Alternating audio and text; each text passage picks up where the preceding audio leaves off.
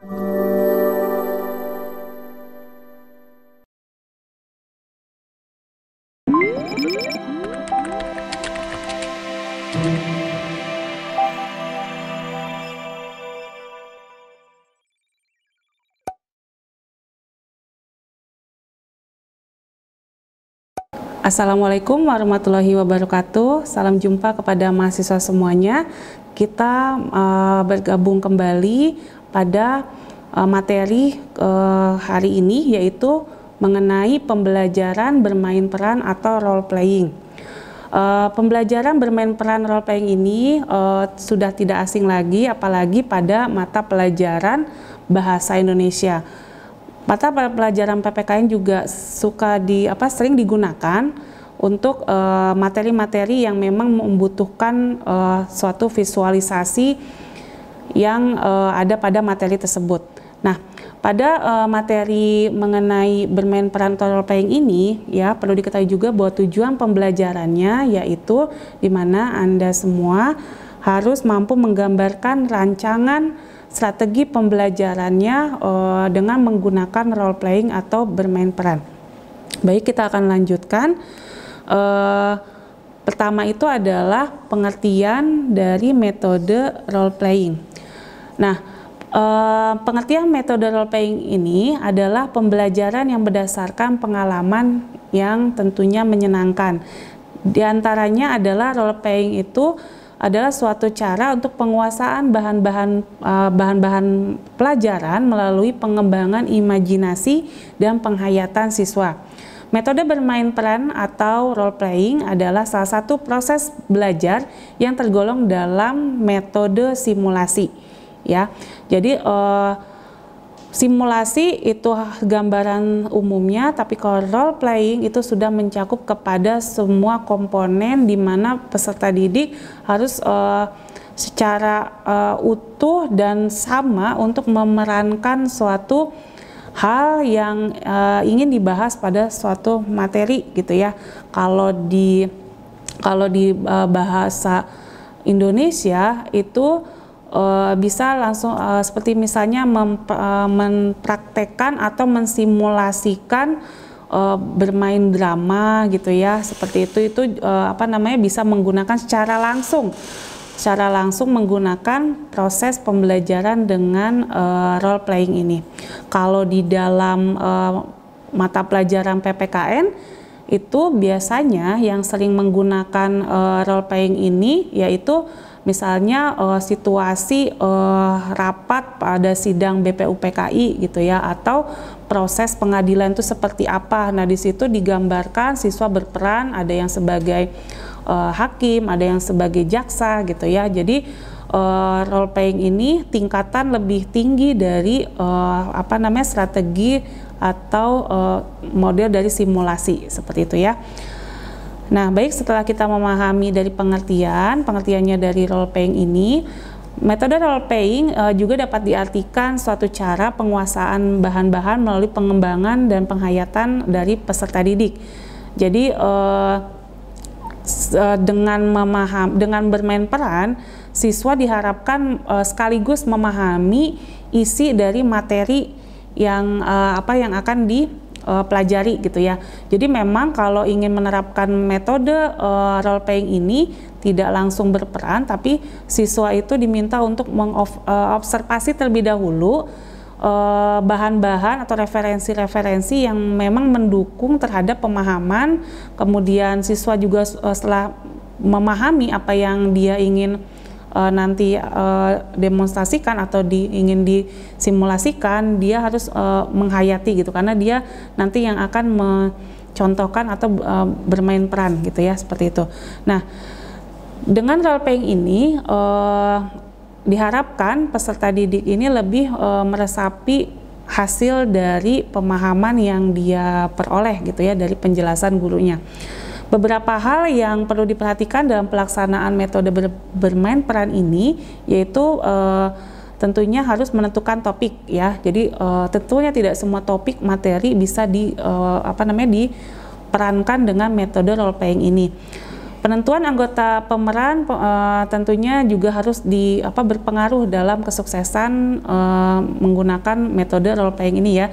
Jadi memang perlu adanya waktu yang lebih panjang, entah itu di luar kelas sebelum esok harinya itu menggunakan metode role playing ya. Jadi memang perlu ada persiapan-persiapan supaya konsep role playing yang diterapkan di kelas itu bukan hanya sebatas simulasi saja, tapi memang benar-benar role playing yang sesungguhnya. Karena ketika menerapkan role playing yang sesungguhnya itu berarti kan siswa menyiapkan memang gambaran yang seutuhnya gitu ya. Kalau memang memerankan dia sebagai hakim atau jaksa, ya tentunya dari kostum, dari setting dari ruangan itu juga harus dipersiapkan terlebih dahulu agar konsep role playing itu dapat terlaksana dengan semaksimal mungkin atau sempurna gitu ya.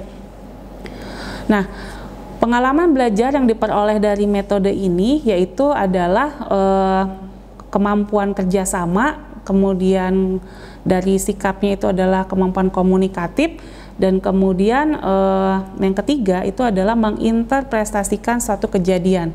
Jadi menginterpretasikan suatu kejadian ini jadi mampu menggambarkan apa sih yang dimaksudkan di dalam teks paparan, dan siswa menggambarkannya seolah-olah itu adalah suatu situasi yang nyata. Nah, di situ tentunya membutuhkan observasi dan pengamatan dari setiap pemeran atau peserta didik tersebut. Jadi memang perlu persiapan di luar kelas itu untuk menerapkan konsep role playing ini. Memang perlu perlu dipersiapkan lebih matang gitu ya. Dan tentunya tidak semua materi yang ada di dalam mata pelajaran Bahasa Indonesia ataupun di PPKN bisa semuanya diterapkan dengan role playing, tergantung dari tujuan pembelajarannya. Apakah tujuannya ingin melihat kemampuan kerjasamanya ya, jika memang hanya kerjasamanya saja, atau ingin lebih detail lagi dengan sikapnya gitu ya. Nah, itu secara utuh keseluruhan bisa menggunakan dengan role playing ini. Melalui bermain peran, peserta didik tentunya mencoba untuk mengeksplorasi hubungan-hubungan antara manusia dengan cara memperagakannya dan mendiskusikannya. Nah, ini karena memang ingin berperan memperagakan orang lain, tentunya memang butuh penghayatan. Di mana di sini peserta didik juga bukan hanya memahami saja apa yang dimaksudkan dari tokoh yang ingin diperankan, tapi juga lebih dari menunjukkan ekspresi dari perasaan, sikap yang ingin dimunculkan dari tokoh yang ingin diperagakan, itu juga harus diperhatikan. Jadi memang kecenderungan kalau di dalam mata pelajaran Bahasa Indonesia akan lebih mudah karena memang banyak materi-materi yang memang bisa digabungkan untuk nantinya bisa dieksplor dengan menggunakan role playing gitu ya, seperti itu. Jadi lebih banyaklah digunakan kalau pada mata pelajaran Bahasa Indonesia. Kalau di mata pelajaran PPKN tentunya tidak semua ya, tapi ada beberapa yang memang bisa digunakan dengan menggunakan role playing secara maksimal, seperti itu. Nah, kita perlu mengetahui juga setelah memahami konsep dari role playing itu adalah aspek-aspek dalam bermain peran atau role playing. Yang pertama itu tentunya mengambil peran ya. Mengambil peran, jadi harus ada materi yang akan kita jadikan dengan menggunakan role playing ini. Memang di situ itu menggambarkan suatu peristiwa atau suatu tokoh ya, suatu tokoh yang memang tokoh tersebut itu berperan gitu ya. Jadi berperan yang memang kita ingin tunjukkan diperagakan supaya tokoh tersebut itu memberikan suatu gagasan-gagasan yang memang kita perlukan dalam materi pembelajaran. Nah, itu ya. Jadi mengambil peran yaitu menekankan pada ekspektasi sosial terhadap pemeran. Jadi pertama itu ya. Kemudian yang kedua yaitu adalah membuat peran ya. Maksudnya membuat peran di sini adalah mendiskusikan kepada seluruh peserta didik atau kepada seluruh kelas gitu ya, dalam satu kelas itu apa sih perannya masing-masing gitu ya. Jadi dibagi-bagi sesuai dengan kebutuhan yang ada di dalam materi tersebut. Jadi memang tidak semuanya peserta didik itu akan berperan ya. Tentunya ada di apa namanya, ada tokoh-tokoh lain yang memang mendukung ya, seperti itu. Makanya perlu ada pengkajian secara, kalau dalam bahasa Indonesia itu ada namanya secara unsur intrinsik maupun secara nantinya secara ekstrinsik, itu harus dipersiapkan terlebih dahulu agar peserta didik dalam satu kelas itu mempunyai bagian-bagian perannya gitu ya, seperti itu. Kemudian setelah itu kalau dalam ininya adalah mengenai tawar-menawar peran. Nah, maksudnya tawar-menawar peran ini adalah peserta didik ya tentunya sebelum mempraktekkan itu perlu adanya suatu simulasi ya, simulasi sebelum memulai suatu pembelajaran dengan role playing. Jadi memang kalau di setiap satu pembelajaran ketika guru menerapkan role playing ini memang ada yang secara menyeluruh maksimal, ada juga yang memang secara dadakan gitu ya, secara dadakan setiap pembelajaran bisa diterapkan. Jadi memang tergantung dari materinya ya, tapi kecenderungan memang lebih bagus maksimal itu dipersiapkan lebih detail dan bisa menggunakan waktu lain di luar kelas gitu ya, seperti itu, supaya kompetensi-kompetensi yang muncul dari peserta didik itu bisa secara semuanya itu bisa muncul ya, baik secara afektif, psikomotorik maupun kognitifnya. Nah, berikutnya langkah-langkah metode bermain peran ini yaitu ada kurang lebih ada 11 yang menjadi acuannya gitu ya. Yang pertama tentunya guru harus menyusun atau menyiapkan skenario yang akan ditampilkan, seperti itu. Jadi lebih bagus itu guru yang sudah menyiapkan ya, karena memang guru telah menganalisis sebelumnya dengan tujuan dari pembelajarannya itu, materinya itu tentang apa, jadi supaya tidak membuang waktu yang banyak ya. Kemudian kedua, guru menunjuk beberapa siswa untuk mempelajari skenario dalam waktu beberapa hari sebelum pelaksanaan kegiatan pembelajaran. Jadi guru sudah mempersiapkan pada hari-hari sebelumnya sebelum melaksanakan pembelajaran yang nantinya itu menggunakan role playing. Jadi memang pentingnya juga guru melakukan analisis kompetensi dasar di awal-awal pembelajaran supaya mengetahui di materi yang keberapa guru bisa menggunakan metode role playing ini. Nah, kemudian setelah guru membentuk kelompok, nah di situ tentunya kan setelah dibagi kelompok, siswa mempunyai tanggung jawabnya terhadap kelompoknya itu sendiri, artinya bisa membantu siswa yang memang akan mewakilinya untuk bermain peran, seperti itu ya. Kemudian setelah itu tentu memberikan penjelasan ya, tentang kompetensi yang ingin dicapai. Itu perlu diketahui oleh peserta didik agar peserta didik bisa memprediksi nih apakah yang tindakan yang dia lakukan atau kerja dia di dalam kelompok itu sudah maksimal atau belum ya, seperti itu. Kemudian setelah berkelompok memanggil siapa perwakilan yang akan diajukan oleh masing-masing kelompok yang akan mengikuti audisi atau dia cocoknya berperan sebagai apa gitu ya, supaya tokoh yang akan berperan itu memang benar-benar memenuhi kriteria berdasarkan pengamatan dan juga hasil dari analisis bersama gitu ya, dari suara peserta didik.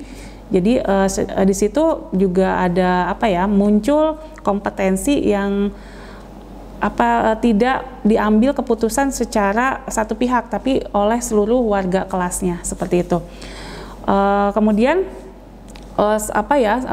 yang keenam itu setelah sudah diminta perwakilannya dalam setiap kelompok, kemudian sudah dibagi perannya, nah itu dari setiap kelompok tersebut harus menggali lebih dalam lagi. Kalau perlu, siswa diberikan kesempatan untuk observasi terlebih dahulu secara referensi atau secara keadaan nyata di lingkungannya seperti apa, untuk bisa lebih menjiwai ya, seperti itu. Kemudian setelah diberikan kesempatan kepada masing-masing kelompok, setelah selesai ditampilkan gitu ya, ditampilkan di dalam kelas ataupun di luar kelas, siswa perlu diberikan lembar kerja ya untuk membahas atau memberi penilaian terhadap masing-masing kelompok.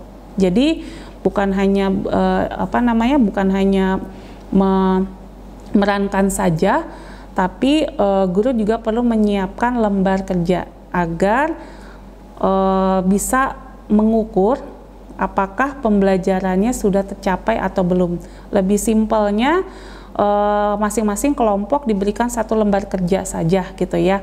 Tapi juga nanti ketika guru ingin ingin mengetahui lebih detail lagi setelah pembelajaran, bisa diberikan lagi lembar kerja untuk dikerjakan secara individu atau lembar evaluasi gitu ya, seperti itu.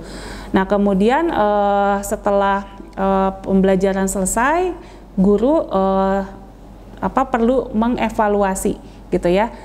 Perlu mengevaluasi, makanya perlu pengaturan waktu yang sangat baik agar proses urutan pembelajaran role playing ini dapat terlaksana dengan secara sistematis dan maksimal. Guru harus memberikan respon setelah masing-masing kelompok itu memberikan pengamatannya terhadap kelompok yang lain. Kemudian guru memberikan responnya, memberikan gambarannya mana yang belum lengkap, mana yang sudah lengkap gitu ya, atau yang baik, mana yang tidak baik, itu harus dikemukakan. Nah, kemudian yang ke-10 tadi adalah evaluasi. Guru boleh memberikan satu kesimpulan, memberikan kesimpulan, misalnya ada yang memang kalau berkelompok itu adalah dilihatnya adalah secara kerjasamanya, secara kompetitifnya. Nah, bisa memberikan satu evaluasi secara individu. Nah, bisa disiapkan berupa tes, jenis tes, entah itu berupa esai atau tes berupa pilihan ganda untuk mengukur kemampuan secara individunya. Kemudian yang terakhir itu adalah yang ke-11 adalah penutup. Nah, setelah itu baru dianggap, setelah guru menerapkan langkah-langkah tersebut, dianggap proses penggunaan role playing ini dianggap telah selesai, seperti itu. Kemudian tentunya kalau kita melihat secara pelaksanaan dari role playing ini, banyak sekali kompetensi-kompetensi yang muncul dari peserta didik. Ya, tinggal bagaimana lembar kerja atau lembar penilaian dari guru ini bisa menangkap sikap dari peserta didiknya masing-masing. Memang butuh pengamatan yang cermat juga dari guru untuk melihat dari masing-masing individu yang ada di kelas. Nah, tentunya kelebihan dan keunggulan metode role playing ini ada ya. Jadi kalau kita lihat kelebihan atau keunggulan dari metode role playing ini, yang pertama itu adalah dapat berkesan dengan kuat dari pembelajaran itu, siswa lebih lama untuk mengingatnya gitu ya, diharapkan gitu ya, itu biasanya seperti itu. Kemudian tentunya keunggulannya rata-rata siswa itu mempunyai respon bahwa dengan diterapkannya role playing ini pembelajaran itu menarik gitu ya, seperti itu ya. Nah, kemudian katanya selain menarik juga bersemangat ya, mampu bergairah dalam belajar, walaupun memang tidak berlaku maksimal dari peserta didik semua ya, tapi secara mayoritas ya bisa merasakan seperti itu. Kemudian siswa juga dapat ikut merasakan atau terjun langsung ya, jadi secara psikomotoriknya juga lebih terasah, itu keunggulannya gitu ya. Jadi bisa dengan mudah juga ya ditangkap bahwa role playing ini memang ketika kita ingin melihat secara langsung psikomotorik yang peserta didik dan afektifnya, kita bisa langsung menggunakan role playing karena secara langsung kita bisa melihat kemampuannya dari peserta didik kita. Nah, kemudian ada juga selain keunggulan, pasti kita juga akan melihat satu kelemahan dan kekurangannya, itu pasti ya. Nah, role playing ini memang kalau dari kelemahannya, kekurangannya ya, memerlukan waktu yang relatif panjang atau banyak ya. Kemudian membutuhkan kreativitas dan daya kreasi yang tinggi dari guru maupun siswa. Jadi memang guru perlu kerja keras untuk mengkondisikan peserta didiknya untuk bisa memerankan apa yang diinginkan oleh konsep role playing gitu ya. Karena memang tidak semua siswa itu mempunyai motivasi belajar yang secara internal itu baik semua gitu ya. Ada juga yang memang mereka tidak serius, itu juga ada. Nah, itu memang perlu pengemasan atau pengelompokan dari guru yang baik gitu ya. Kemudian dari temuan dari role playing ini, kebanyakan siswa yang ditunjuk sebagai pemeran ini tentunya itu terkadang mempunyai rasa malu untuk memerankan adegan tertentu. Nah, di sini adalah peran guru juga harus menyisihkan atau meluangkan waktunya untuk memotivasi peserta didik tersebut ya. Kemudian pelaksanaan role playing atau bermain peran mengalami tentu saja bisa juga mengalami kegagalan. Bukan saja dalam memberikan kesan yang kurang baik, tapi sekaligus tujuan pembelajaran terkadang tidak tercapai. Oleh karena itu memang kalau ingin maksimal, kita harus terencana dari awal pembelajaran itu sudah dikonsep dan rencanakan pada pertemuan keberapa, pada materi apa guru tersebut akan menerapkan role playing ya. Kemudian yang terakhir, itu tidak semua materi pelajaran dapat disajikan dengan metode ini. Baik, itu saja yang dapat dibahas pada materi ini.